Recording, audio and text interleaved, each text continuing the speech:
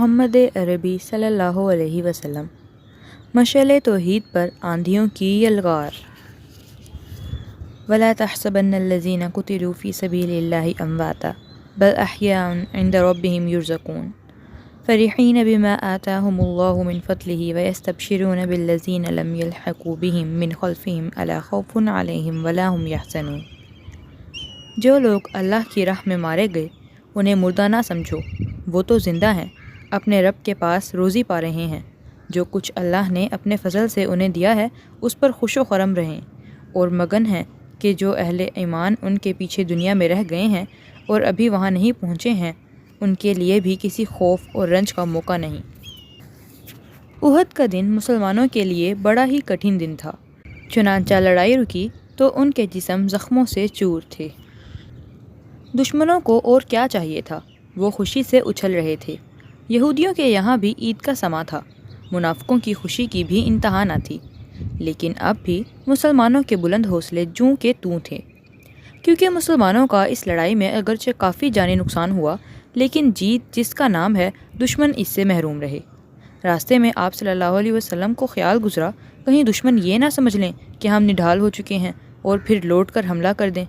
چنانچہ ساتھیوں سے فرمایا، کون دشمن کا پیچھا کرتا ہے؟ مسلمان اگرچہ اس وقت زخموں سے چور تھے لیکن ایمانی جوش سے لبریز تھے۔ چنانچہ فوراً 70 جانبازوں نے اپنے نام پیش کر دیے اور ایک اچھی خاصی جمعیت تیار ہو گئی، جس میں ابو بکر اور زبیر بھی تھے۔ آپ صلی اللہ علیہ وسلم کا اندیشہ صحیح نکلا۔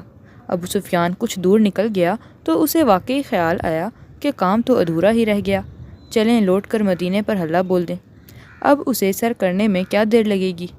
مسلمان تو بالکل بے جان ہو چکے ہیں، ان میں اب دم ہی کیا رہ گیا ہے۔ لیکن پھر اسے معلوم ہوا کہ مسلمانوں کی تو وہی آن بان ہے، وہ تو خود ہی مقابلے کے لیے پیچھے آ رہے ہیں۔ چنانچہ اس نے ویسے ہی مکہ لوٹ جانا غنیمت جانا کہ دوبارہ مقابلے میں ہار ہو جائے اور جو جیت ہوئی ہے اس پر بھی پچھتاوا ہو۔ آپ صلی اللہ علیہ وسلم نے حمرہ اسد تک اس کا تعاقب کیا، پھر واپس لوٹ آئے۔ یہ حمرہ اسد مدینے سے 8 میل پر ہے۔ اللہ اللہ، یہ تدبیر، یہ حکمت، یہ دور اندیشی، کس وقت؟ جبکہ آپ صلی اللہ علیہ وسلم تھکن سے چور ہیں، زخموں سے نڈھال ہیں، ناکامی کا بھی ملال ہے اور پھر مسئلہ کا بھی جاں گزار منظر سامنے ہے۔ جنگ احد سے آپ صلی اللہ علیہ وسلم کو اطمینان ہوا۔ کئی قبیلوں نے آپ صلی اللہ علیہ وسلم کے ساتھ غداری کی، مجبوراً آپ صلی اللہ علیہ وسلم کو ان سے بھی نمٹنا پڑا۔ اس سلسلے میں جھڑپیں بھی ہوئیں، کہیں تو فتح ہوئی اور کافی مال غنیمت ہاتھ آیا، لیکن کہیں جانوں کا بڑا نقصان ہوا۔ ان میں ایک واقعہ سب سے زیادہ مشہور ہے، اثرات کے لحاظ سے بھی وہ سب سے زیادہ اہم ہے۔ وہ ہے قبیلہ بنی نذیر کی جلاوطنی کا واقعہ۔ یہ یہودیوں کا قبیلہ تھا، پیارے نبی کا اس سے معاہدہ تھا، لیکن اس نے غداری کی اور آپ صلی اللہ علیہ وسلم کو دھوکے سے مار ڈالنے کی سازش کی۔ بالآخر آپ صلی اللہ علیہ وسلم کو پتہ چل گیا اور آپ صلی اللہ علیہ وسلم نے اسے مدینے کی آبادی سے نکال دیا۔ نکلنے کو تو وہ نکل گئے، لیکن آپ صلی اللہ علیہ وسلم سے انہیں انتہائی کینہ ہو گیا، اور اب وہ ہاتھ دھو کر آپ صلی اللہ علیہ وسلم کے پیچھے پڑ گئے۔ آپ صلی اللہ علیہ وسلم کو ناکام کرنے کے درپے ہو گئے اور قبیلوں میں جا جا کر آپ صلی اللہ علیہ وسلم کے خلاف جوش پیدا کرنے لگے۔ قریش نے احد سے واپس ہوتے ہوئے مسلمانوں کو دھمکی دی تھی۔ انہوں نے شیخی میں آ کر کہا تھا، مسلمانوں، آئندہ سال بدر میں پھر ہم تمہارا مقابلہ کریں گے۔ وہ وقت اب سر پر آ گیا، مگر ہمت تو تھی نہیں، اس لیے اپنے کہے پر انہیں بڑا پچھتاوا ہوا۔ یوں ہی بیٹھ رہیں یہ بھی بدنامی کا باعث تھا کہ اس طرح تو عزت پر آنچ آنے اور ہر طرف بزدلی کا چرچا ہو جانے کا ڈر تھا۔ چنانچہ انہوں نے ایک چال چلی، یعنی اب انہوں نے مسلمانوں میں اپنے آدمی بھیجنے شروع کر دیے کہ وہ قریش کی طاقت اور ان کے لاؤ لشکر اور ساز و سامان کو خوب بڑھا چڑھا کر بیان کریں، تاکہ مسلمانوں میں خود ہی خوف و ہراس پھیل جائے اور پھر ان میں لڑائی سے بے دلی پیدا ہو جائے۔ لیکن آپ صلی اللہ علیہ وسلم ان کی باتوں میں کب آنے والے تھے؟ آپ صلی اللہ علیہ وسلم کی ہمت ذرا بھی ڈاواڈول نہ ہوئی۔ اپنے عزم پر آپ صلی اللہ علیہ وسلم مضبوطی سے قائم رہے اور آپ صلی اللہ علیہ وسلم نے طے کر لیا کہ اس دن میدان میں پہنچنا ہے، چاہے سارے لوگ ساتھ چھوڑ دیں۔ چنانچہ وہ دن آ گیا اور آپ صلی اللہ علیہ وسلم نے ساتھیوں کے ساتھ بدر کا رخ کیا۔ اسی موسم میں وہاں ہر سال بازار بھی لگتا تھا، اس لیے ساتھیوں نے تجارت کے لیے کچھ سامان بھی ساتھ لے لیا۔ مگر وہاں پہنچے تو قریش کا تو اب تک پتہ نہ تھا، لہٰذا بہادر مسلمان ٹھہر کر ان کا انتظار کرنے لگے۔ ننگو آر کا معاملہ تھا اور قریش کو بہرحال اپنی لاج رکھنی تھی، اس لیے مقابلے میں نکلے بغیر کوئی چارہ نہ تھا، لیکن بری طرح ہار جانے کا بھی خطرہ تھا، اس لیے دل کسی طرح راضی نہ تھا۔ پھر بھی وہ ہمت کر کے نکلے اور 2 دن تک آگے بڑھتے رہے۔ پھر خوف سے پاؤں پھولنے لگے اور آگے بڑھنا ناممکن ہو گیا۔ ابو سفیان فوج کا کمانڈر تھا، اس نے کہا، بھائیو، یہ سال تو خشک سالی کا ہے، لڑائی بھڑائی تو خوشحالی میں ہوتی ہے، خیر اسی میں ہے کہ ہم مکہ لوٹ چلیں، لو میں تو چلا۔ سردار کے بعد اب کون ٹکتا؟ پوری فوج مکے واپس ہو گئی۔ پیارے نبی بدر میں 8 دن تک انتظار کرتے رہے۔ بدر میں بازار تو لگا ہی تھا اور سامان بھی ساتھ تھا، مسلمان تجارت میں لگ گئے، خدا نے خوب برکت بھی دی۔ 8 دن گزر گئے لیکن قریش کا کہیں اتا پتہ نہ تھا۔ اب آپ صلی اللہ علیہ وسلم ساتھیوں کو لے کر مدینے لوٹ پڑے۔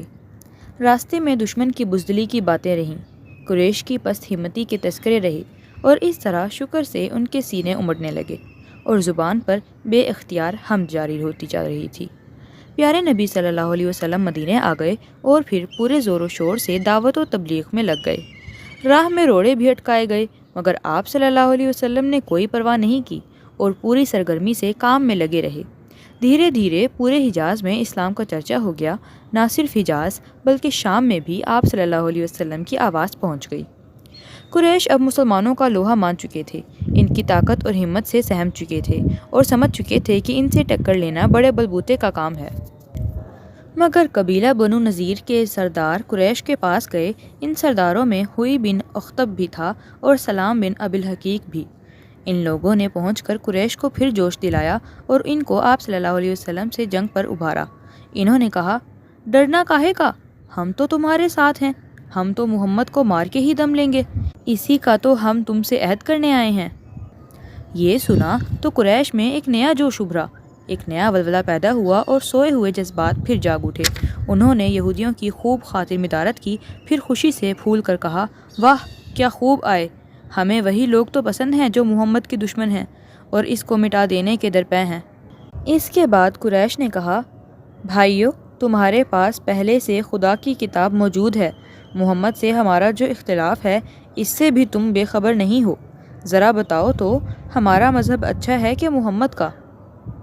ان جھوٹے بدبختوں نے جواب دیا، توبہ کرو، تمہارے مذہب سے اس کے مذہب کا کیا مقابلہ، کہاں سچ کہاں جھوٹ، کہاں حق کہاں باطل۔ اسی طرح یہودی چکنی چپڑی باتیں کرتے رہے اور قریش کو جھوٹے جھوٹے بہلاوے دیتے رہے۔ نتیجہ یہ ہوا کہ قریش پھولے نہ سمائے اور فوراً ان کے دھوکے میں آ گئے۔ چنانچہ انہوں نے جوش میں آ کر کہا، جب تک جان میں جان ہے محمد سے ہماری جنگ ہے، محمد کا دین پھلے پھولے یہ کبھی نہیں ہو سکتا، محمد سے دنیا کو پاک کرنا ہے، اس کے دین کا نام و نشان مٹانا ہے۔ چنانچہ اب جنگ کا فیصلہ ہو گیا اور دن تاریخ بھی طے ہو گئے۔ پھر یہودیوں نے قریش ہی میں آگ لگانے پر بس نہ کیا، وہ عرب کے دوسرے قبیلوں میں بھی گئے اور وہاں بھی فتنے کے بیج ڈالے، خوب دھواں دھار تقریریں کیں اور لوگوں کو اس خطرے سے چوکنا کیا۔ قبیلہ غطفان میں گئے اور وہاں بھی لوگوں کو سبز باغ دکھائے، لالچ دلاتے ہوئے کہا، خیبر کی آدھی پیداوار تمہیں دیا کریں گے، بس تم اس جنگ میں ہمارا ساتھ دو۔ اسی طرح اور دوسرے قبیلوں کے پاس گئے، بنی سلیم کے پاس گئے، بنی اسد اور بنی فزارہ کے پاس گئے، بنی الشجاع اور بنی مرہ کے پاس بھی گئے اور ان سب کو نئے دین سے ہوشیار کیا اور اپنے مذہب کے لیے کٹ مرنے کا جوش دلایا۔ پھر انہیں خوب سبز باغ دکھائے۔ پیارے نبی کے خلاف اب سارا عرب ایک تھا، کیا مشرک اور کیا یہودی، سب آپ صلی اللہ علیہ وسلم کی جان کے درپے تھے، گویا سارے شیطانی ارادے اور ناپاک حوصلے اب اسلام کا چراغ بجھا دینے پر متفق تھے۔ چنانچہ آپ صلی اللہ علیہ وسلم کی طرف ایک بھاری لشکر بڑھا۔ لشکر کیا تھا؟ آدمیوں کا ایک ٹھاٹھے مارتا ہوا سمندر تھا۔ 10,000 خون کے پیاسے تھے جو ہتھیاروں میں ڈوبے ہوئے تھے۔ اے محمد، اللہ آپ کے ساتھ ہے، وہ آپ کی مدد بھی کر سکتا ہے اور دشمن کو خوار بھی کر سکتا ہے۔ آپ صلی اللہ علیہ وسلم کو پتہ چل گیا کہ سارا عرب اب آپ صلی اللہ علیہ وسلم پر بپھرا ہوا ہے اور ہر طرف سے سیلاب کی طرح امٹ آ رہا ہے کہ مدینے کو تہس نہس کر دیں گے اور دنیا سے مسلمانوں کا نام و نشان مٹا دیں گے۔ اف، خدا کی پناہ! جس لشکر کے پیچھے عرب کی پوری طاقت ہو، پیارے نبی اس کا مقابلہ کیسے کریں گے؟ اس کی غارت گیری سے محفوظ رہنے کی کیا ترکیب کریں اور اس کی بربادیوں کا سیلاب کیسے روکیں؟ پیارے نبی نے ساتھیوں کو جمع کر کے ان سے مشورہ کیا۔ سب نے کہا مدینے میں ہی رہ کر مقابلہ کیا جائے۔ حضرت سلمان فارسی ایران کے رہنے والے تھے اور وہاں کے کچھ جنگی طریقوں سے بھی واقف تھے۔ انہوں نے کہا کھلے میدان میں نکل کر مقابلہ کرنا بہتر نہیں، ایک محفوظ جگہ پر لشکر جمع ہو اور ارد گرد خندق یعنی گڑھا کھود لی جائے۔ پیارے نبی کو یہ رائے بہت پسند آئی۔ حکم دیا کہ جتنی جلدی ممکن ہو یہ کام شروع کر دیا جائے۔ چنانچہ جلدی جلدی کدال پھاوڑوں کا انتظام ہوا۔ بنی قریظہ کے یہودی مسلمانوں کے حلیف تھے، اس لیے کھدائی کے بہت سے سامان وہاں سے بھی آگے، اور اس طرح فوراً مسلمان اس کام میں جٹ گئے۔ مدینہ صرف ایک طرف سے کھلا ہوا تھا اور بقیہ 3 طرف سے مکانوں اور کھجور کے درختوں سے گھرا ہوا تھا۔ پیارے نبی ساتھیوں کے ساتھ شہر سے باہر نکلے اور اسی طرح خندق کھودنے کی تیاریاں شروع کر دیں۔ کھدائی کا نقشہ آپ صلی اللہ علیہ وسلم نے خود بنایا، پھر 10 آدمیوں پر 10 گز زمین تقسیم کر دی۔ کام کرنے والوں میں آپ صلی اللہ علیہ وسلم خود بھی شریک تھے۔ آپ صلی اللہ علیہ وسلم کو ساتھ دے کر مخلص ساتھیوں میں اور بھی جوش پیدا ہوا اور وہ بے خود ہو کر کام کرنے لگے۔ جاڑے کی راتیں تھیں اور 3 دن کا فاقہ۔ بہادر مسلمان اسی عالم میں کھدائی کرتے رہے، پیٹھوں پر مٹی لاد کر کوہ صلا کے دامن میں پھینکتے اور ادھر سے پتھر ڈھو ڈھو کر لاتے اور خندق کے کنارے چنے جاتے کہ ضرورت پڑی تو دشمن پر برسانے کے کام آئیں گے۔ 3000 متبرک ہاتھ خندق کھودنے میں مصروف تھے۔ جوش کا یہ عالم تھا کہ بھوک پیاس تک وہ بھول گئے تھے۔ اس طرح کچھ ہی دنوں میں یہ کام پورا ہو گیا۔ اب مدینہ محفوظ تھا۔ مدینے ہی سے ملی ہوئی ایک پہاڑی ہے جو کوہ صلا کے نام سے مشہور ہے۔ خندق میں اور اس میں صرف 6 میل کا فاصلہ تھا اور دونوں کے درمیان ایک لمبا چوڑا میدان تھا۔ پیارے نبی نے اپنی فوج کو اسی میدان میں ٹھہرایا۔ مدینے کا بچہ بچہ جوش سے بے خود تھا۔ چنانچہ فوج روانہ ہوئی تو باپ بھائیوں کے ساتھ 9 عمر بچے بھی ہو گئے۔ مگر فوج میدان میں پہنچی تو آپ صلی اللہ علیہ وسلم نے اس کا جائزہ لیا۔ جو 15 سال سے زیادہ عمر کے تھے انہیں شرکت کی اجازت دی اور جو اس سے کم تھے انہیں شاباش دی اور سمجھا بجھا کر واپس کر دیا۔ ہجرت کا 5واں سال اور ذی قعدہ کا مہینہ تھا۔ دشمن فوج کے ہر اول دستے اب مدینے کے قریب دکھائی دیتے شروع ہو گئے تھے۔ ابو سفیان کو امید تھی کہ محمد احد پر ملیں گے، مگر آپ صلی اللہ علیہ وسلم وہاں نہ ملے تو اس نے فوج کو مدینے کی طرف بڑھایا اور مدینے کے قریب پہنچ کر اس نے پڑاؤ ڈال دیا۔ لیکن غطفان اور کچھ دوسرے قبیلے احد کے پاس ہی ٹھہرے۔ اب دشمن فوج کی ٹولیاں مدینے کی طرف چلیں کہ مسلمانوں کا کچھ حال تو معلوم ہو، مگر وہاں وہ پہنچیں تو ایک بالکل نئی چیز دیکھی، ایسی چیز جو ان کے وہم و گمان تک میں نہ تھی۔ ان کی عقلیں حیران تھیں کہ یہ کیا؟ ارے یہ تو خندق ہے، مدینے کی حفاظت کے لیے خندق کھودی ہے، تو کیا ہمارا لشکر اس پر سے نہ جا سکے گا جس کے لیے اتنا جتن کیا گیا ہے اور اتنے پاپڑ بیلے گئے ہیں؟ کیا وہ کام نہ ہو سکے گا؟ کیا یہ سارا کھیل بگڑ جائے گا اور کیا محمد زندہ بچ جائے گا؟ ٹولیاں لوٹ لوٹ کر فوج میں آئیں اور لوگوں کے لیے یہ نامبارک خبر سنائی۔ جس نے بھی سنا دنگ رہ گیا کہ بخدا یہ بالکل ایک نئی چال چلی ہے جس کا عرب میں تو کبھی رواج نہیں تھا۔ مسلمانوں کو معلوم ہو گیا کہ دشمن آ گئے ہیں، چنانچہ وہ اپنی چوکیوں پر چوکنے ہو گئے۔ کوہ صلا کے دامن میں ایک سرخ خیمہ بھی نصب کیا گیا جس میں پیارے نبی تشریف لائے اور وہاں بیٹھ کر جنگ کا نقشہ بنایا۔ اسلامی فوج 3000 تھی، اس کو آپ صلی اللہ علیہ وسلم نے کئی حصوں پہ تقسیم کیا۔ کچھ ٹولیاں خندق کی دیکھ بھال کے لیے متعین کیں۔ خندق کے جن حصوں پر زیادہ اندیشہ تھا وہاں بھی کچھ لوگوں کو پہرا پہ لگایا اور بقیہ فوج دشمن کے مقابلے میں صف آرا ہو گئی۔ اب دونوں فوجیں آمنے سامنے تھیں۔ قریش نے بہت کوشش کی خندق پار کر لیں لیکن ناکام رہے۔ جانباز مسلمانوں نے اس طرح تیر برسائے کہ ان سے کچھ نہ بن پڑا۔ بالآخر تاب نہ لا کر وہ پیچھے ہٹ گئے اور اب انہوں نے خندق کے اسی پار سے تیروں کی بوچھار کر دی۔ پھر شام ہو گئی اور وہ اپنے ٹھکانوں پر چلے گئے۔ صبح ہوئی تو قریش نے پھر خندق پار کرنے کی کوشش کی لیکن اس دن بھی ناکام رہے۔ اب وہ غصے سے بکھلا گئے اور تل ملاتے اور ہونٹ چباتے واپس آ گئے۔ انہیں اب یقین ہو چلا تھا کہ ہمارا سارا کیا دھرا برباد ہو گیا۔ آندھی طوفان کا بھی زور تھا اور سردی بھی بلا کی تھی کہ جسم کٹے جا رہے تھے اور رگوں میں خون جما جا رہا تھا، اسی لیے وہ غصے سے بدحواس تھے۔ مسلسل ناکامی اور موسم کی سختی، فوج میں بے دلی پھیل گئی۔ جسے دیکھو یہی کہہ رہا تھا محمد پر اب قابو کیسے پایا جا سکتا ہے۔ ہوئی بن اخطب نے یہ حال دیکھا تو بہت ڈرا۔ اس نے فوج اکٹھا کرنے کے لیے انتھک کوشش کی تھی اور نہ جانے کن کن مصیبتوں سے سارا انتظام کیا تھا۔ چنانچہ وہ گھبرا اٹھا اور سوچنے لگا اگر فوج میں یوں ہی بے دلی پھیل گئی اور سپاہیوں کے حوصلے پست ہوتے گئے تو کیا ہوگا؟ تب تو ساری کوشش مٹی میں مل جائے گی۔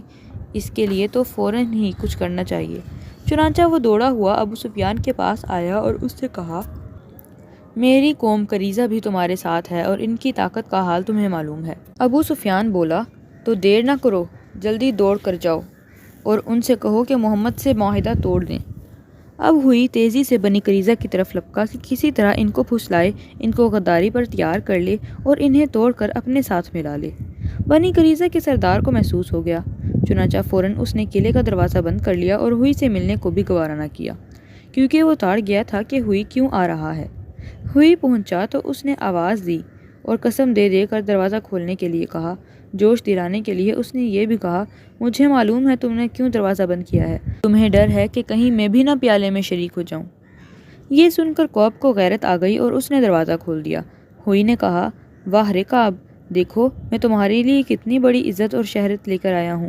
فوجوں کا ایک سمندر لایا ہوں، ٹھاٹے مارتا ہوا سمندر، سارا عرب امڑ آیا ہے، قریش اور غطفان کے بھی سردار آئے ہیں، سب ایک محمد کے خون کے پیاسے ہیں، سب نے وعدہ کیا ہے کہ کام تمام کیے بغیر یہاں سے نہیں ٹلیں گے۔ کعب نے کہا، بخدا تم میری ناک کٹانی چاہتے ہو، میں تو محمد سے معاہدہ کر چکا ہوں، اب معاہدے کی خلاف ورزی مجھ سے نہ ہوگی۔ محمد صلی اللہ علیہ وسلم نے ہمیشہ میرے ساتھ وفاداری کی ہے۔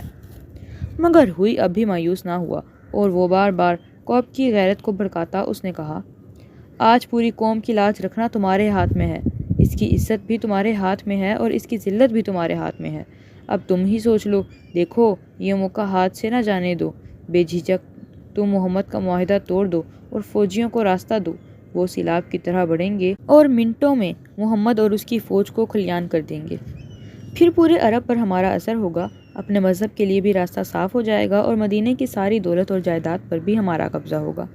اس بار کا وار بیکار نہ گیا، اس بار ہوئی کا جادو چل گیا اور کعب اپنی مروت کو ذبح کرنے پر راضی ہو گیا، لیکن ابھی وہ ہچکچا رہا تھا اور غداری کا برا انجام اسے ستا رہا تھا۔ وہ سوچنے لگا، اگر تمہیں قریش اور غطفان ہار گئے تو کیا ہوگا؟ وہ لوگ تو اپنا راستہ پکڑیں گے اور میں تنہا رہ جاؤں گا، پھر تو میری بری درگت بنے گی اور بنو نذیر اور بنو قینقاع کی طرح میں بھی ذلیل ہوں گا۔ لیکن جلد ہی یہ اندیشہ بھی دور ہو گیا، کیونکہ ہوئی نے کہا، خدا نہ خواستہ اگر ہم ہار گئے اور قریش میدان چھوڑ کر بھاگ نکلے تو میں خیبر چھوڑ دوں گا اور یہیں آ کر تمہارے ساتھ رہوں گا اور جو کچھ سامنے آئے گا تمہارے ساتھ بھی جی لوں گا۔ یہ باتیں سن کر کعب کو اب بالکل اطمینان ہو گیا اور وہ غداری کرنے کے لیے تیار ہو گیا۔ اب کیا تھا، ہوئی کامیابی سے مسرور فوج میں پہنچا اور وہاں لوگوں کو یہ خوشخبری سنائی۔ اسے اب یقین تھا کہ فتح اپنے ہاتھ میں ہے اور اس میں اب صرف اتنی ہی دیر ہے کہ بنی قریظہ تیار ہو لیں۔ قریظہ کی غداری کی خبر آنن فانن پھیل گئی، یہ خبر مسلمانوں پر پہنچ گئی۔ مسلمانوں کے لیے ایک نئے خطرے کی گھنٹی تھی، کیونکہ اب ان کا لشکر بھی خطرے میں تھا، رسد رسانی کے لیے بھی اب کوئی راستہ نہ تھا اور دشمن کا اندیشہ بھی بڑھ گیا تھا، کیونکہ حملے کے لیے ایک نیا راستہ کھل گیا تھا اور اس راستے سے دشمن کے لیے شہر میں گھسنا بالکل آسان تھا۔ پیارے نبی نے تحقیق کے لیے ایک آدمی دوڑایا، وہ پہنچا تو وہاں بڑی دھوپ دھام تھی، ایک عجیب جوش و خروش تھا اور ہر ایک جنگ کی تیاریوں میں مصروف تھا۔ آپ صلی اللہ علیہ وسلم نے اطمینان کے لیے پھر سعد بن عبادہ اور سعد بن معاذ کو بھیجا کہ قریظہ کے سردار سے مل کر بات کریں۔ سعد بن عبادہ خزرج کے سردار تھے اور سعد بن معاذ اوس کے، یہ قریظہ کے حلیف بھی تھے۔ ان دونوں نے آپ صلی اللہ علیہ وسلم سے فرمایا، اگر خبر صحیح ہو تو آ کر چپکے سے بتانا کہ مسلمانوں میں بے دلی نہ پھیلے، ورنہ بلند آواز سے اعلان کرنا۔ یہ لوگ وہاں پہنچے تو بہت افسوسناک حالت دیکھی، کیونکہ وہ لوگ بے وفائی اور غداری کا فیصلہ کر چکے تھے اور سردار کی حالت تو سب سے زیادہ شرمناک تھی کہ وہ پوری بے باکی سے آپ صلی اللہ علیہ وسلم کی بے ادبی کر رہا تھا۔ اس بدبخت نے یہاں تک کہہ دیا، کون ہے اللہ کا رسول، ہم سے محمد کا کوئی عہد معاہدہ نہیں۔ یہ کلمات سن کر جانثاروں کو جوش آ گیا اور صورتحال بہت نازک ہو گئی اور قریب تھا کہ جھگڑا برپا ہو جائے، مگر سعد بن معاذ نے اپنے ساتھی کو سنبھالا اور یہ کہتے ہوئے روانہ ہو گئے کہ یہ کیا، ہمارے اور ان کے تعلقات تو اس سے بھی زیادہ بگڑ چکے ہیں۔ پھر دونوں جانثار لوٹ کر آپ صلی اللہ علیہ وسلم کی خدمت میں آئے اور چپکے سے آپ صلی اللہ علیہ وسلم کو صورتحال بتا دی، لیکن یہ خبر چھپنے والی کب تھی؟ ساری فوج میں اس کا چرچا ہو گیا اور مدینے میں ہر طرف اس کا شہرہ ہو گیا۔ اس طرح آن کی آن میں سب پر بے دلی چھا گئی، ہر طرف مایوسی پھیل گئی، جسے دیکھیے یہی کہہ رہا تھا، خندق تو خوب تیار ہوئی، لیکن اب خندق سے کیا ہوتا ہے؟ اب تو قریظہ کے قلعے سے حملہ ہو جائے گا۔ ہائے، اب کیا بنے گا؟ اب محاصرہ بہت سخت تھا۔ دشمن مدینے کے گرد گھیرا ڈالے ہوئے تھے اور اسی حال میں مسلمانوں پر کئی فاقے گزر گئے۔ بالآخر تاب نہ لا کر وہ بلبلا اٹھے۔ پیارے نبی کو اندیشہ ہوا کہ کہیں ساتھی ہمت نہ ہار جائیں، چنانچہ آپ صلی اللہ علیہ وسلم نے غطفان کے پاس ایک آدمی بھیجا، اور اگر تم لوگ جنگ نہ کرو اور واپس چلے جاؤ تو مدینے کی تہائی پیداوار ہم تم کو دیں گے۔ اس پر غطفان بخوشی تیار ہو گئے اور بات پکی کرنے کے لیے انہوں نے اپنے آدمین بھیجے۔ البتہ انہوں نے تہائی کی بجائے آدھی پیداوار کا مطالبہ کیا۔ یہ سب کچھ ہو رہا تھا مگر ابو سفیان ان باتوں سے نکل کر بے خبر تھا۔ غطفان کی طرف سے آدھی پیداوار کا مطالبہ ہوا تو آپ صلی اللہ علیہ وسلم نے سعد بن معاذ اور سعد بن عبادہ کو بلایا اور ان سے مشورہ کیا۔ سعد بن معاذ نے عرض کیا، اللہ کے رسول، اگر یہ خدا کا حکم ہے تو انکار کی مجال نہیں۔ آپ صلی اللہ علیہ وسلم کی یہ خواہش ہے جب بھی تسلیم ہے، اور اگر یہ ارادہ ہم لوگوں کے خیال سے ہے تو کچھ عرض کروں؟ آپ صلی اللہ علیہ وسلم نے فرمایا، یہ تو تم ہی لوگوں کے لیے کر رہا ہوں، کیونکہ میں نے سوچا کہ اس طرح دشمن کا دباؤ کچھ کم ہو جائے گا۔ سعد بن معاذ نے عرض کیا، اللہ کے رسول، جب ہم کافر تھے تب تو کوئی ہم سے کچھ نہ لے سکا، اور اب تو آپ صلی اللہ علیہ وسلم کی برکت سے ہمارا درجہ بلند ہو گیا۔ اللہ کے رسول، ان کے لیے ہمارے پاس اب صرف تلوار ہے۔ پیارے نبی نے یہ ہمت دیکھی تو آپ صلی اللہ علیہ وسلم کو اطمینان ہوا، چنانچہ آپ صلی اللہ علیہ وسلم نے غطفان سے معاہدے کا ارادہ چھوڑ دیا اور ان کے آدمی واپس بھیج دیے۔ قبیلہ غطفان کا ایک رئیس تھا، نعیم بن مسعود۔ وہ اندر ہی اندر مسلمان ہو چکا تھا، مگر قبیلے والوں کو خبر نہ تھی۔ وہ چھپ کر آپ صلی اللہ علیہ وسلم کے پاس آیا اور اپنے مسلمان ہونے کی خوشخبری سنائی۔ پھر عرض کیا، اے اللہ کے رسول، میرے اسلام لانے کی کسی کو خبر نہیں، آپ جو چاہیں مجھ سے کام لیں۔ آپ صلی اللہ علیہ وسلم نے فرمایا، نعیم، تم تنہا آدمی ہو، جس طرح بھی ہو سکے یہ مصیبت دور کرو اور اس کے لیے جو تم چاہو کرو، تمہیں اجازت ہے۔ نعیم اب واپس آ گئے اور سوچنے لگے کہ کیا کروں، کس طرح دشمن میں پھوٹ ڈالوں اور کس طرح ان کے ناپاک عزائم کو دور کروں۔ دشمنوں میں اب ایک نیا جوش تھا۔ اب ان کے حوصلے پہلے سے کہیں زیادہ بلند تھے۔ اب انہیں سردی کی سختی کی فکر نہ تھی اور خندق کی بھی کوئی پرواہ نہ تھی، کیونکہ اب قریظہ ان کے ساتھ تھے اور اب دل کے ارمان نکالنا آسان تھا۔ پیدل فوج 3 حصوں میں بٹی ہوئی تھی اور وہ ہر طرف سے اسلامی فوج کو گھیرے ہوئے تھی کہ کہیں وہ آگے نہ جا سکیں اور بے بس ہو کر رہ جائیں، مگر سوار فوج ادھر ادھر پھر رہے تھے اور مسلمانوں پر بے دردی سے تیر برسا رہے تھے۔ مسلمان سخت پریشان تھے کیونکہ وہ بالکل گھر کر رہ گئے، اور خوف اور بے چینی الگ تھی کیونکہ دن رات یہودیوں کا خطرہ تھا، اور یہ خطرہ خندق کے خطرے سے بڑھ کر تھا۔ عورتیں اور بچے شہر کے ایک قلعے میں تھے، لہٰذا بنو قریظہ سے خطرہ تھا کہ کہیں وہ رات ان پر حملہ نہ کر دیں۔ چنانچہ آپ صلی اللہ علیہ وسلم نے کچھ آدمیوں کو مقرر فرمایا کہ رات بھر مدینے میں گھوم پھر کر پہرا دو۔ یہودیوں نے غداری کی تو مسلمانوں کی خبریں جاننے کی بھی انہیں فکر ہوئی۔ انہوں نے چاہا کہ کمزور جگہیں معلوم ہو جائیں تاکہ ہم حملہ کرنے میں آسانی کر سکیں اور ناکامی بھی نہ ہو۔ چنانچہ یہودیوں کی ایک ٹولی اسی غرض سے نکلی، مگر مسلمانوں کو پتہ چلا تو انہوں نے پیچھا کیا اور وہ بھاگ نکلے۔ عورتیں اور بچے جس قلعے میں تھے وہ قلعہ بنی قریظہ کے قریب ہی تھا۔ بنی قریظہ نے سوچا، مسلمان تو فوجوں کا مقابلہ کر رہے ہیں، اس لیے موقع اچھا ہے قلعے پر قبضہ کر لیا جائے۔ چنانچہ ایک یہودی قلعے تک آ گیا اور چاروں طرف چکر لگانے لگا۔ قلعے میں حضرت صفیہ بھی تھیں، یہ آپ صلی اللہ علیہ وسلم کی پھوپھی تھیں۔ یکایک ان کی نظر اس یہودی پر پڑ گئی۔ عورتوں کی حفاظت کے لیے حضرت حسان مقرر تھے، وہی حضرت حسان جو بہت اچھے شاعر تھے اور پیارے نبی کی طرف سے دشمنوں کا جواب دیا کرتے تھے۔ یہودی کو دیکھ کر حضرت صفیہ گھبرائیں اور حسان سے بولیں، دیکھیے یہ یہودی یہاں گھوم رہا ہے، جلدی سے اتر کر اسے قتل کر دیجیے، ورنہ یہ جا کر دشمنوں کو بتا دے گا۔ مسلمان تو لڑائی میں پھنسے ہوئے ہیں، اگر یہ بچ کر چلا گیا تو مصیبت آ جائے گی۔ مگر حضرت حسان ذرا ہمت کے کچے تھے، بولے، عبد المطلب کی بیٹی، اللہ تجھے معاف کرے، تجھے معلوم ہے کہ میں اس کام کا آدمی نہیں، اور کوئی شکل تھی نہیں۔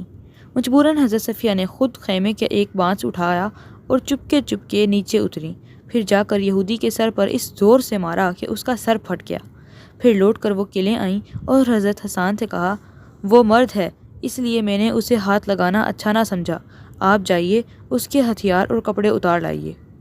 حضرت حسان نے کہا، عبد المطلب کی بیٹی، جانے بھی دو، مجھے اس کی چیزوں کی کوئی ضرورت تو ہے نہیں۔ حضرت صفیہ نے کہا، اچھا جائیے اس کا سر کاٹ کر میدان میں پھینک دیجیے تاکہ یہودی مروب ہو جائیں۔ حضرت حسان اس کے لیے بھی نہ تیار ہوئے، مجبوراً یہ کام بھی حضرت صفیہ ہی کو کرنا پڑا۔ اس طرح یہودی سمجھے کہ قلعے میں بھی کچھ فوج ہے اور پھر انہیں حملہ کرنے کی ہمت نہ ہوئی۔ جوں جوں دن گزر رہے تھے حالات سخت ہوتے جا رہے تھے۔ ذرا تصور تو کرو، فاقے پر فاقے، پھر راتوں کو سونا حرام اور پھر ہر آن جان کا اندیشہ۔ اسلامی فوج میں منافق بھی موجود تھے۔ بھلا ایسے میں وہ کہاں چھپ سکتے تھے؟ آ کر پیارے نبی سے اجازت مانگنے لگے کہ ہمارے گھر محفوظ نہیں اور بال بچے خطرے میں ہیں، لہٰذا ہمیں شہر جانے دیجیے۔ خود تو وہ لوٹنا چاہتے تھے ہی، مسلمانوں کو بھی بہکاتے اور جان کا خوف دلاتے۔ پیارے نبی سے انہیں بدگمان کرتے اور کہتے محمد نے بھی خوب بہلایا، خوب سبز باغ دکھاتے رہے کہ کیسر و کسرا کے خزانے ملیں گے۔ آج یہ حال ہے کہ ضرورت کے لیے بھی جانا جان کا خطرہ ہے۔ بنی قریظہ کی غداری کو کئی دن گزر گئے۔ فوجیں بے تاب تھیں اور ان کے تیار ہونے کا شدت سے انتظار کر رہی تھیں تاکہ وہ قلعے میں سے حملے کا راستہ دیں اور یہ دل کے ارمان پورے کریں۔ لیکن اس وقت تک وہ کیا کرتیں کہ خندق کو پار کرنا تو ان کے بس سے باہر تھا۔ مجبوراً باہر سے ہی وہ تیر پتھر برساتی رہیں۔ خندق کی چوڑائی ایک جگہ سے کچھ کم تھی، پہرا بھی کمزور تھا۔ دشمنوں نے موقع کو غنیمت جانا اور اسی طرف سے حملہ کرنا چاہا، چنانچہ وہ پوری تیاری سے آگے بڑھے اور گھوڑے کود کر اس پار پہنچے۔ غرور سے سینے تنے ہوئے تھے۔ ان میں ابو جہل کا بیٹا اکرمہ اور زرار بھی تھے اور عرب کا سب سے مشہور بہادر عمرو بن عبدود بھی تھا، جو 1000 سوار کے برابر مانا جاتا تھا۔ پہلے یہی آگے بڑھا اور پکار کر کہا مقابلے میں کون آتا ہے؟ حضرت علی نے اٹھ کر کہا میں، لیکن پیارے نبی نے روکا۔ آپ صلی اللہ علیہ وسلم کے روکنے پر حضرت علی بیٹھ تو گئے مگر کسی دوسرے کی ہمت نہ ہوئی۔ عمرو نے دوبارہ پکارا، حضرت علی پھر بولے میں۔ تیسری بار پھر یہی ہوا۔ اس وقت پیارے نبی نے فرمایا یہ عمرو ہے، کچھ خبر بھی ہے؟ حضرت علی نے عرض کیا ہاں، میں خوب جانتا ہوں کہ یہ عمرو ہے۔ چنانچہ آپ صلی اللہ علیہ وسلم نے اجازت دے دی اور خود ہی مبارک ہاتھوں سے تلوار عنایت کی اور سر پر امامہ باندھا، اور اب حضرت علی عمرو کے مقابلے میں تھے۔ عمرو ہنسا اور بولا کیوں بھتیجے، میرا تو دل چاہتا نہیں کہ تمہیں ماروں۔ حضرت علی نے جواب دیا لیکن میرا تو دل چاہتا ہے۔ اب کیا تھا، عمرو نے غصے سے بے-تاب ہو کر پوری طاقت سے تلوار کا وار کیا۔ حضرت علی نے اسے ڈھال پر روک لیا اور پھر خود بڑھ کر وار کیا۔ لوگوں نے دیکھا کہ عمرو اب خاک و خون میں لتھڑا پڑا ہے۔ مسلمانوں نے اسی وقت اللہ اکبر کا نعرہ لگایا اور فتح کا اعلان ہو گیا۔ کچھ دیر عمرو کے ساتھیوں نے بھی مقابلہ کیا لیکن پھر سب بھاگ کھڑے ہوئے۔ اس حملے میں دشمنوں کو ناکامی تو ہوئی لیکن خندق کو پار کر لینا ان کے لیے کم خوشی کی چیز نہ تھی۔ چنانچہ اب بختوں کے حوصلے بڑھے اور دوسرے بہادروں نے بھی جان پر کھیلنے کا فیصلہ کیا اور خندق کے اس پار جا کر مسلمانوں سے مقابلہ کرنا چاہا۔ سورج ڈوب چکا تھا اور تاریکی پھیل چکی تھی۔ اسی وقت دشمنوں کا ایک دستہ خندق کی طرف بڑھا۔ آگے آگے نامی بہادر نوفل تھا۔ خندق پہ پہنچ کر نوفل نے گھوڑا کودایا کہ اس پار ہو جائے، مگر گھوڑا خندق میں گرا اور نوفل کا سر پس کر رہ گیا۔ یہ عبرتناک انجام سامنے تھا، لہٰذا اب ساتھیوں کو کہاں ہمت ہو سکتی تھی۔ الٹے پاؤں وہ واپس ہو گئے۔ ابو سفیان کو اطلاع ہوئی تو اس نے مسلمانوں کے پاس کہلایا کہ نوفل کی لاش واپس کی جائے، بدلے میں خون بہا 100 اونٹ ملے گا۔ پیارے نبی نے جواب دیا اٹھا لے جاؤ اسے، ہمیں اس کا خون بہا نہیں چاہیے، اس کی لاش بھی پلید ہے، اس کا خون بہا بھی پلید ہے۔ چنانچہ مشرکوں نے اپنی لاش اٹھائی اور واپس چلے گئے، لیکن اب بھی وہ اپنی حرکت سے باز نہ آئے اور دن رات خندق پار کرنے کی کوشش کرتے رہے۔ اس لیے باقاعدہ ٹولیاں بنائیں جو خندق پر برابر منڈلاتی رہیں، اور جہاں ایک ٹولی واپس جاتی دوسری ٹولی آ پہنچتی۔ کئی راتیں مسلمانوں پر ایسی گزری کہ خدا کی پناہ۔ گھروں میں عورتیں بیکل تھیں، بچے بے چینی میں تڑپ رہے تھے۔ اف، ذرا سوچو تو صحیح ان جانثاروں پر کیا بیتی ہوگی جو بالکل خطرات کے نرغے میں تھے۔ لگاتار تیروں کی بوچھاڑ ہو رہی تھی اور موت انہیں دبوچ لینے کے لیے بے-تاب کھڑی تھی۔ وقت بڑا ہی نازک تھا۔ عرب کی ساری طاقتیں ایک ہو گئی تھیں اور حق کو مٹا دینے کے لیے اپنا سارا زور صرف کر رہی تھیں۔ ایسے میں آپ صلی اللہ علیہ وسلم کا بھروسہ صرف خدا پر تھا۔ آپ صلی اللہ علیہ وسلم بالکل یکسو ہو کر خدا سے گڑ گڑاتے، ہاتھ پھیلا پھیلا کر مدد کے لیے دعائیں کرتے، صبر و ہمت کی بھیک مانگتے اور اسلام کو غالب کرنے کی درخواست کرتے۔ سروں پر موت منڈلاتی نظر آ رہی تھی۔ دشمن طاق میں تھے کہ مسلمان ذرا بھی غافل ہوں اور بے تحاشا ٹوٹ پڑیں۔ ایسے برے وقت میں پیارے نبی بھی لڑائی میں بہادرانہ حصہ لیتے رہے۔ آپ صلی اللہ علیہ وسلم نے خندق کے مختلف حصوں پر فوجیں تقسیم کر دی تھیں جو دشمن کے حملوں کا مقابلہ کرتیں۔ ایک حصہ خود آپ صلی اللہ علیہ وسلم کی نگرانی میں تھا۔ آپ صلی اللہ علیہ وسلم دشمنوں کو تیروں سے روک رہے تھے اور ذرا بھی ہٹ کر دم نہ لے رہے تھے، اور اگر کوئی ضرورت پیش آ جاتی اور وہاں سے ہٹنا پڑتا تو اپنی جگہ کسی دوسرے کو کھڑا کر دیتے، پھر جو ہی ضرورت پوری ہو جاتی فوراً آ کر دوبارہ اپنی جگہ سنبھال لیتے۔ اس طرح ایک طرف تو آپ صلی اللہ علیہ وسلم ساتھیوں کی ڈھارس بندھا رہے تھے اور دوسری طرف بلند ترین انسانیت کا نمونہ بھی پیش فرما رہے تھے۔ لڑائی کا آخری دن بڑا ہی سخت گزرا۔ تمام دن زوروں کا مقابلہ رہا۔ دشمن کے ماہر تیر انداز خندق کو گھیرے ہوئے تھے اور بے تکان تیر پتھر برسا رہے تھے۔ مسلمان تھک کر چور چور تھے، بھوک پیاس سے بھی بدحال تھے، لیکن اپنی جگہوں پر پہاڑ کی طرح اٹل تھے اور ذرا بھی پیچھے ہٹنے کا نام نہ لیتے تھے۔ اس لڑائی میں مسلمانوں کا جانی نقصان بہت کم ہوا تھا، البتہ انصار کا سب سے بڑا بازو ٹوٹ گیا۔ حضرت سعد بن معاذ جو اوس کے سردار تھے بڑی جانبازی سے لڑ رہے تھے کہ ایک دشمن نے موقع پا کر ان کے ہاتھ پر تیر مارا۔ تیر کچھ اس طرح لگا کہ ہاتھ کی ایک رگ کٹ گئی اور خون کا فوارہ جاری ہو گیا۔ اس وقت حضرت سعد نے آسمان کی طرف نگاہ اٹھائی اور خدا سے التجا کی۔ اللہ اللہ، وہ التجا بھی کتنی پیاری تھی۔ اے اللہ، اگر قریش سے ابھی جنگ ہونی باقی ہے تو مجھ کو زندہ رکھ۔ جس قوم نے تیرے رسول کو جھٹلایا ہے اور ان کو گھر سے بے گھر کیا ہے، اس قوم سے زیادہ کسی سے لڑنے کی مجھے تمنا نہیں، لیکن اگر اس سے اب جنگ نہیں ہونی تو مجھ کو اسی زخم میں شہادت دے، اور جب تک میری آنکھیں بنی قریظہ سے نہ ٹھنڈی ہو لیں مجھ کو موت نہ دے۔ خدا کی رحمتیں ہوں سعد پر، اور برا ہو بنی قریظہ کے یہودیوں کا جنہوں نے غداری کی اور پیارے نبی کے ساتھ بے وفائی کی۔ اگر وہ بے وفائی نہ کرتے اور وقت پر دھوکہ نہ دیتے تو اتنی خطرناک صورتحال کبھی نہ ہوتی۔ مسلمان سخت بے چین تھے اور خوف سے بالکل بدحال تھے، آنکھیں پتھرا گئی تھیں اور کلیجے منہ کو آ گئے تھے۔ ادھر منافق غصے سے تل ملا رہے تھے اور ہونٹ چبا چبا کر کہہ رہے تھے، اللہ اور اس کے رسول نے تو ہم کو دھوکہ دیا ہے۔ ہر طرف مایوسی پھیلی ہوئی تھی اور پوری فضا اداس اداس تھی کہ ایسے میں دیکھا گیا پیارے نبی کا چہرہ خوشی سے تمتما رہا ہے اور آنکھوں میں عجیب اور غریب چمک ہے جو بے انتہا اطمینان کا پتہ دے رہی ہے۔ ایسے لگ رہا ہے جیسے فتح کا فرشتہ آپ صلی اللہ علیہ وسلم کے سامنے ہو۔ مسلمانوں نے یہ دیکھا تو ان کے سارے غم دھل گئے اور خوشی سے وہ کھل اٹھے، چنانچہ اب وہ بے فکر ہو گئے اور اداسی ختم ہو گئی، بالکل مطمئن اور بے غم تھے۔ ان کے چہرے دمک رہے تھے اور ہونٹ مسکرا رہے تھے کہ اب خدا کی رحمت کو جوش آ گیا اور ان کی مدد کا وقت آن پہنچا۔ نعیم بن مسعود پیارے نبی کے پاس لوٹے تو برابر سوچتے رہے کہ کیا کریں، کس طرح دشمن کی طاقت کو کم کریں اور کس طرح ان کی ناپاک تمناؤں کا خون کریں۔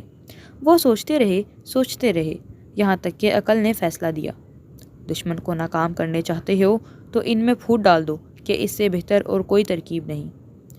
چنانچہ نعیم فوراً اٹھے اور بنی قریظہ کی طرف تیزی سے چل دیے۔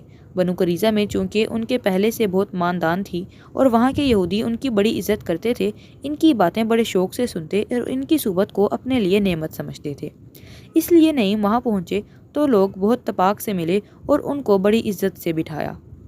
پھر سارے یہودی سردار نعیم کے پاس اکٹھا ہوئے اور ان کی باتوں کا لطف لینے لگے۔ نعیم کچھ دیر تو ادھر ادھر کی باتیں کرتے رہے، پھر اپنی بات پر آئے اور بولے، میرے دوستو، تمہیں معلوم ہے کہ مجھے اس قبیلے سے کتنا لگاؤ ہے اور خاص کر تم لوگوں سے کتنی محبت ہے۔ ہاں ہاں، تم سے تو ہم خوب واقف ہیں، وہ بولے۔ نعیم نے کہا، تم لوگوں نے محمد سے معاہدہ توڑ دیا اور قریش و غطفان کے ساتھ ہو گئے، لیکن کچھ انجام بھی سوچا؟ اگر جیت ہو گئی تو اس سے اچھی بات کیا ہے، لیکن اگر ہار گئے تو اس وقت کیا بنے گا؟ وہ لوگ تو اپنا اپنا راستہ لے لیں گے اور تم یہاں بالکل تنہا رہ جاؤ گے، پھر تو محمد کو اکیلے تم ہی سے نمٹنا رہے گا۔ اب خود سوچ لو کہ اس وقت تم کتنے برے پھنسو گے، بنی کینکا اور بنی نذیر سے بھی زیادہ بری گت بنے گی تمہاری۔ لوگوں نے بڑی بےتابی سے پوچھا، تو پھر کیا کیا جائے بھائی نعیم؟ نعیم نے کہا، بھائیو، میرا تو خیال ہے کہ پہلے تم ان کے کچھ آدمی رہن لو، اس کے بعد ان کا ساتھ دو، پھر آدمی بھی اونچے گھرانے کے ہوں، اس طرح تمہیں بھی اطمینان رہے گا اور وہ لوگ بھی جب تک محمد کو مار نہ لیں گے واپس ہونے کا نام نہ لیں گے۔ یہ سنتے ہی لوگ خوشی سے اچھل پڑے کہ واہ بھائی نعیم، تمہاری رائے تو بہت عمدہ ہے، ہم ایسا ہی کریں گے۔ نعیم نے کہا، اچھا اب میں چل رہا ہوں، لیکن دیکھو یہ باتیں کسی اور سے کہنے کی نہیں۔ لوگوں نے کہا، نہیں نہیں بھائی نعیم، تم اطمینان رکھو، ہم کسی اور سے کیوں کہنے لگے۔ اس کے بعد نعیم تو وہاں سے روانہ ہو گئے، لیکن وہ لوگ دیر تک نعیم کی تعریف کرتے رہے کہ نعیم نے کتنے پتے کی بات بتائی ہے، اور پھر وہ بیچارے ہمارا کتنا خیال رکھتے ہیں۔ اس کے بعد نعیم ابو سفیان کے پاس پہنچے۔ وہاں قریش کے دوسرے سردار بھی موجود تھے۔ نعیم نے کہا، بھائیو، تمہیں معلوم ہی ہے کہ مجھ کو تم سے کتنی محبت ہے۔ مجھے ایک بات معلوم ہوئی ہے جس سے تم کو بھی آگاہ کر دینا میں ضروری سمجھتا ہوں تاکہ تم لوگ چوکنے ہو جاؤ۔ یہ سنتے ہی سب لوگ بےتاب ہو گئے کہ بھائی نعیم وہ کیا بات ہے۔ نعیم نے کہا، مجھ کو پتہ چلا ہے کہ بنو قریظہ محمد سے معاہدہ توڑ کر پچھتا رہے ہیں، چنانچہ انہوں نے محمد سے درخواست کی ہے کہ ہم سے راضی ہو جائیے، ہم آپ کو قریش و غطفان کے کچھ آدمی دیں گے، وہ آدمی بھی ایسے ویسے نہ ہوں گے، اونچے گھرانوں کے ہوں گے، آپ ان کو قتل کر دیجیے گا۔ تو دیکھو بھائیو، ہوشیار رہنا، اگر وہ کسی ہیلے سے آدمی مانگے تو بھول کر بھی مت دینا۔ یہ کہہ کر نعیم چل دیے۔ چلتے وقت قریشی سرداروں نے ان کا بہت بہت شکریہ ادا کیا۔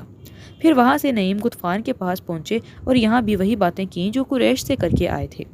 نعیم کی باتوں سے قریش و غطفان کے لوگ بہت پریشان ہوئے، چنانچہ سارے سردار اکٹھا ہوئے اور سوچنے لگے کہ بنی قریظہ کے بارے میں کیا کیا جائے۔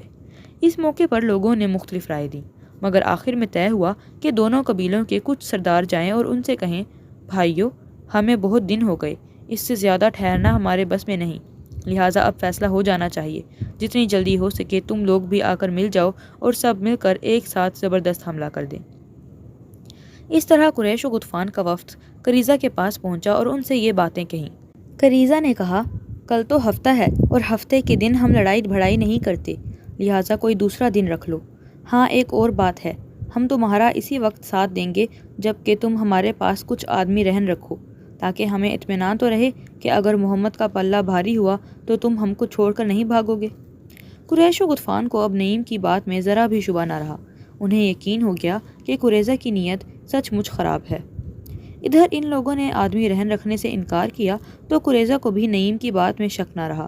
اس طرح دونوں میں پھوٹ بڑھ گئی اور اتنی بڑی طاقت سے دشمن محروم ہو گئے۔ جو دن گزر رہے تھے دشمن ہمت ہارتے جا رہے تھے۔ 10,000 فوجیوں کو کھانا پہنچانا آسان کام نہیں تھا، پھر ان میں پھوٹ بھی پڑتی جا رہی تھی اور تیزی سے ان کا میل ملاپ ختم ہو رہا تھا۔ سردی کا موسم بھی تھا، کھلے میدان میں ان کے جسم کٹے جا رہے تھے۔ خدا کا کرنا انہی دنوں ایک رات تیز آندھی اٹھی اور زوروں کی بارش ہوئی۔ اس طرح کچھ ہی دیر میں موسم بالکل بدل گیا۔ بجلی کی گرج، بجلی کی کڑک اور زن زن ہواؤں کے تیز جھونکے، دشمنوں کے کلیجے پھٹے جا رہے تھے۔ چنانچہ وہ بے تحاشا اپنے خیموں کی طرف بھاگے، لیکن ہواؤں کو ذرا بھی رحم نہیں آیا۔ وہ تیز ہوتی گئیں اور ان کی خوفناکی بڑھتی ہی گئی، یہاں تک کہ خیموں کی رسیاں اکھڑ گئیں، سارے سامان بکھر گئے اور کھانے کی دیگیں چولہوں پر الٹ گئیں۔ پھر ہوائیں بھی تنہا نہ تھیں، ساتھ ریت اور کنکریوں کا عذاب بھی تھا۔ اس طرح دشمنوں کی آنکھیں پھٹ گئیں اور ان کے دل کپا اٹھے۔ بالآخر وہ بدحواس ہو کر چیخنے لگے، ہائے تباہی، ہائے بربادی۔ ایسے میں ابو سفیان کی آواز کانوں سے ٹکرائی، قریشی بھائیو، بخدا اب یہ ٹھہرنے کی جگہ نہیں، دیکھو سارے اونٹ گھوڑے تباہ ہو گئے، قریظہ نے بھی دھوکہ دے دیا، موسم کا یہ حال ہے، چلو اب یہاں سے بھاگ چلو۔ اچھا میں تو چلا۔ ابو سفیان جلدی سے اپنی اونٹنی پر بیٹھا اور چل دیا۔ سردار کے بعد اب کون ٹک سکتا تھا؟ قریش کے سارے لوگ روانہ ہو گئے۔ یہ دیکھ کر غطفان بھی مجبوراً واپس ہو گئے۔ اس طرح مدینے کا افق 20-22 دن غبار آلود رہ کر صاف ہو گیا۔ ہفتے کا دن آ گیا، ہو سکتا تھا کہ یہی دشمنوں کے زبردست حملے کا دن ہوتا، مگر دیکھا گیا تو وہ جگہ بالکل ویران سنسان تھی اور ہواؤں نے ان کا ذرا بھی نشان نہ چھوڑا تھا، اور خدا نے کافروں کو غصے میں بھرا ہوا لوٹا دیا، ان کے ہاتھ کچھ بھی نہ آیا اور مسلمانوں کو لڑنے کی نوبت نہ آنے دی۔ رسول خدا اب مدینے واپس ہوئے۔ اسی موقع پر آپ صلی اللہ علیہ وسلم نے ساتھیوں سے بھی فرمایا، اب قریش تم سے لڑنے نہ آئیں گے، اب تم ان سے لڑنے جاؤ گے۔ پھر دوسرے ہی دن آپ صلی اللہ علیہ وسلم کی طرف سے اعلان ہوا، سب لوگ عصر کی نماز بنی قریظہ میں چل کر پڑھیں۔ مسلمان تھک کے چور تھے، لیکن تکان کی انہوں نے کوئی پرواہ نہ کی اور حکم پاتے ہی وہ بنی قریظہ کی طرف چل پڑے۔ وہ خوشی سے بے تاب تھے، ان کے دل بلیوں اچھل رہے تھے کیونکہ وہ بنو قریظہ سے بدلہ لینے جا رہے تھے، وہی بنو قریظہ جنہوں نے دشمنوں کا ساتھ دیا تھا اور اس طرح انہیں مٹا دینے کی تیاریاں کر رہے تھے۔ مسلمان وہاں پہنچے تو وہ قلعہ بند ہو گئے۔ مسلمان بھی 1 ماہ تک ان کا گھیرا ڈالے رہے۔ بالآخر وہ تنگ آ گئے اور ان کی جان پر بن آئی۔ بے بس ہو کر انہوں نے مشورہ کیا کہ اب کیا کیا جائے۔ کعب جو ان کا سردار تھا بولا، اب نجات کی صورت بس یہی ہے کہ ہم مسلمان ہو جائیں اور محمد کی اطاعت قبول کر لیں، اس طرح جان و مال کا کوئی خطرہ نہ رہے گا اور ہم امن سے رہیں گے۔ لوگوں نے اس کی پرزور مخالفت کی، بولے تو ریت ہم کبھی نہیں چھوڑ سکتے، ہر چیز ممکن ہے مگر یہ ممکن نہیں۔ کعب نے کہا تو ہم بیوی بچوں کو مار ڈالیں اور پھر تلوار لے کر باہر نکلیں اور مسلمانوں سے جنگ کریں۔ اگر ہم سب مارے گئے تو کوئی غم نہیں، اور اگر جیت گئے تو دوسری بیویاں کر لیں گے، کچھ ہی دنوں میں پھر لڑکے بچے ہو جائیں گے۔ یہودی اس پر بھی تیار نہ ہوئے، سب نے کہا ان بیچاروں کو قتل کر دیں، پھر جینے کا مزہ ہی کیا رہ جائے گا۔ اس طرح مختلف رائے سامنے آئیں، پھر آخر میں طے ہوا محمد سے کہا جائے کہ وہ ہم کو شام کی طرف چلے جانے کی اجازت دے دیں۔ بنی کنیقہ اور بنی نذیر کے ساتھ تو ایسا ہی ہوا تھا۔ رسول خدا اس پر راضی نہ ہوئے۔ آپ صلی اللہ علیہ وسلم نے فرمایا، قبیلہ اوس تمہارا حلیف ہے، اس میں کسی ایک کو پسند کر لو، بس وہی تمہارا فیصلہ کرے گا، جو وہ کہہ دے گا اس کو ہم بھی مانیں گے اور تم کو بھی ماننا ہوگا۔ چنانچہ وہ اس پر تیار ہو گئے اور بدقسمتی سے ان کی نظر سعد بن معاذ پر پڑی۔ اس طرح سعد نے ان کا فیصلہ کیا، وہ یہ تھا جو لڑنے کے قابل ہیں وہ قتل کر دیے جائیں، عورتیں اور بچے قید کر لیے جائیں اور مال و اسباب مسلمانوں میں تقسیم کر دیا جائے۔ آپ صلی اللہ علیہ وسلم نے یہ فیصلہ سنا تو فرمایا، سعد یہی فیصلہ خدا کا بھی ہے۔ چنانچہ مدینہ میں گڑھے کھودے گئے، پھر تھوڑے تھوڑے یہودی وہاں لے جائے گئے اور ان کی گردنیں مار دی گئیں، پھر انہی گڑھوں میں وہ ڈال دیے گئے۔ سب سے پہلے جس کی گردن ماری گئی وہ ہوئی تھا۔ اس طرح حضرت سعد بن معاذ کی آنکھیں ٹھنڈی ہو گئیں اور بنی قریظہ کا برا انجام انہوں نے دیکھ لیا، پھر وہ زیادہ نہ ٹھہرے اور اسی زخم سے ان کو شہادت نصیب ہو گئی۔